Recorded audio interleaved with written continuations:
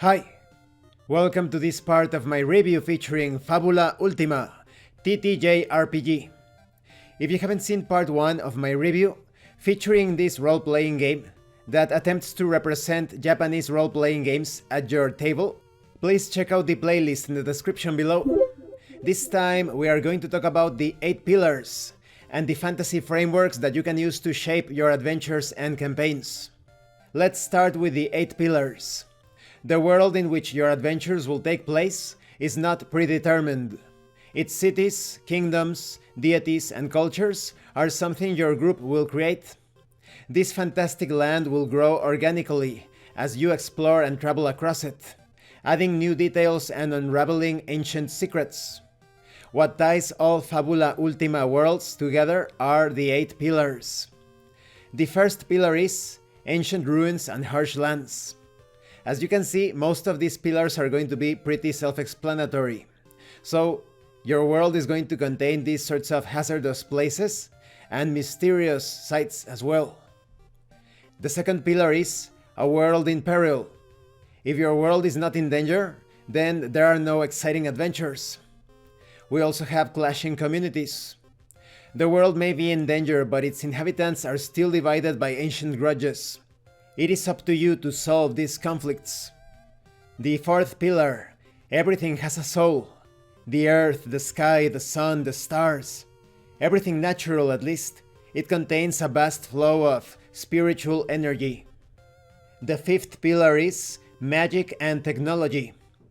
With Fabula Ultima, you can have a setting that features more magic than technology, or more technology than magic, or perhaps a balance as Magitech. You know, metal soldiers animated by the souls of the fallen, bombs that can unleash elemental mayhem and such, or flying machines, a staple of, for example, Final Fantasy. The sixth pillar, heroes of many sizes and shapes. You can create any sort of character that you want, from any sort of race or species or population, from all aspects, from all constitutions and structures. It's all up to you. The seventh pillar, it's all about the heroes. You and your group are the stars of the show. The eighth pillar, mystery, discovery, and growth. Yes, you're going to be moving through the world. You're going to be discovering many things. But your character and the inhabitants of that world, and perhaps the world itself, is going to develop, it's going to unfold. Now let's talk about the included fantasy frameworks. This could serve as guidelines to better shape your campaign. There are all sorts of Japanese role-playing games out there, so you need to choose one of these frameworks, or perhaps a combination or variation of those frameworks, to obtain the role-playing game experience that you want. First, we have high fantasy. High fantasy stories often revolve around themes such as hope, friendship, and fighting together against supernatural and world-ending threats. The protagonists often come from many different backgrounds. Perhaps you are a princess who lost her kingdom to the antagonist's army. Or perhaps you are a dashing sky pirate with a heart of gold.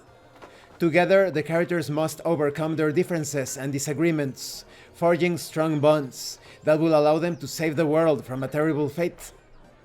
High fantasy locations include floating castles, volcanoes, silver palaces, so there is almost always something quite magical and extraordinary about these sites. Now, when it comes to high fantasy magic, it is abundant, omnipresent, and employed in a variety of ways and by a variety of people, from powerful court wizards to traveling healers. Then we have the high fantasy antagonists, which are larger-than-life figures, with armies and incredible magic at their disposal. Each of them is a dark and twisted reflection of one or more of the protagonists. Then we have the natural fantasy framework. Tales of natural fantasy often revolve around warmth and community, harmony with nature and beasts, and the tragedy that befalls when the hearts of people grow so dark and they twist and corrupt the very places they live in. The protagonists are often very young and come from the same village. Perhaps you are the daughter of the village chief, seeking to prove her worth. Or maybe you are a wandering warrior who mistakenly angered a local spirit. Together, the characters must mend the hearts of their community and confront those who stir sentiments of hatred and mistrust to prevent this darkness from corrupting the very balance of the world around them. Natural fantasy locations are almost always deeply immersed in vibrant colors and populated by great beasts, monsters, and plants. When it comes to natural fantasy magic, it is strongly tied to nature, life, and the elements. Its traditions are largely oral, passed down from elder to apprentice, and a mystery to most people. Concerning natural fantasy antagonists, they tend to be disastrous calamities or ancient and powerful monsters. However, in these sorts of stories, when the antagonist is a person, they are often misguided. Next, we have the Techno fantasy framework. Stories unfolding in a techno fantasy world are often darker and more serious in tone. They revolve around the exploitation of natural resources, unchecked and ruthless scientific experimentation, and abuse of power from the wealthy elite. The protagonists are often people fighting against injustice. Perhaps you are the last survivor from a line of magic users who sought harmony with the world. Or maybe you are the former mercenary disgusted by his past actions. Together, the characters engage a desperate struggle against those few who rule the world and the hearts of its people. So as you can see, this framework is somewhat similar to what is going on in real life. When it comes to techno fantasy locations, they often take the form of a literal above and below, where the shining palaces of the wealthy steal the very sun from the vast majority of the people who struggle daily in the slums below. Concerning techno fantasy magic, it has largely been claimed by technology and turned into yet another source of power, wealth, and warfare supremacy. When it comes to techno fantasy antagonists, the antagonists of this sort of framework should represent the darkness of modern society and the ruthlessness of industry and exploitation. Wealthy and influential, they simultaneously base their authority on brute military force and stolen magic or artifacts. And this concludes this part of the review. In the next part, we are going to talk about game materials, the players, and the game master.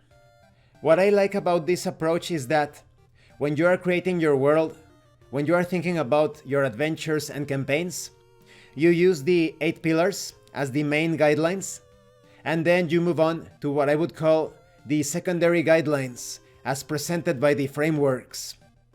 Pretty much any Japanese role-playing game out there fits into the tropes, traits, and trappings related to these pillars and the frameworks. Thank you for watching this part of the review, and thank you for your likes and your comments. If you have any questions or comments, please let me know. And thank you so much to those of you that are going the extra mile to support the channel. If anyone else wishes to further support the channel, the information on how to do that will be in the description below. Once again, thank you, and see you later.